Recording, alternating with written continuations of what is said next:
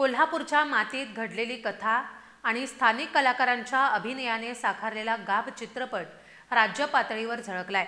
60व्या महाराष्ट्र राज्य मराठी चित्रपट पुरस्कार सोहळ्यात गाभनं 2 प्रतिष्ठित पुरस्कार पटकावलेत। हा गौरव केवळ चित्रपटापुरता मर्यादित नसून कोल्हापूरच्या सांस्कृतिक समृद्धतेचाही सन्मान आहे। कोल्हापूरच्या मातीत तयार झालेला आणि ग्रामीण भागातील वास्तव मांडणारा गाभ या मराठी चित्रपटानं 60व्या महाराष्ट्र राज्य मराठी चित्रपट पुरस्कार सोहळ्यात 2 महत्त्वाचे पुरस्कार पटकावलेत। गाभ चित्रपटाला कैलासवासी दादा कोंडके ग्रामीण प्रश्न हाताळणारा सर्वोत्कृष्ट चित्रपट आणि लेखक दिग्दर्शक अनुप जत्राटकर यांना कैलासवासी अनंत माने ग्रामीण प्रश्न हाताळणारा सर्वोत्कृष्ट दिग्दर्शक हा मानाचा पुरस्कार प्रदान करण्यात आलाय।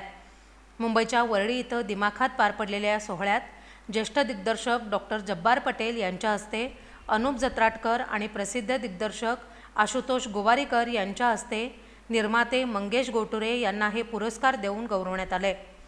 गाभ चित्रपटाला अंतिम फेरीतील 10 उत्कृष्ट चित्रपटांमध्ये आणि 10 उत्कृष्ट दिग्दर्शकांच्या यादीतही स्थान मिळालं होतं। तसंच पहिल्याच चित्रपटासाठीच्या दिग्दर्शन विभागात अनुप जत्राटकर आणि सायली बांदकर हिला उत्कृष्ट पदार्पण अभिनेत्री म्हणूनही नामांकन मिळालं होतं। या यशाला खास कोल्हापुरी योगायोग लाभलाय।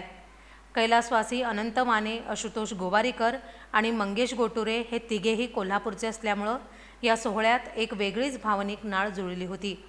या पुरस्कारामुळं ग्रामीण प्रश्नांवर भाष्य करणाऱ्या सिनेमांची दखल घेणं आणि कोल्हापूरच्या कलात्मक परंपरेला नवा सन्मान मिळालाय असं म्हणता येईल।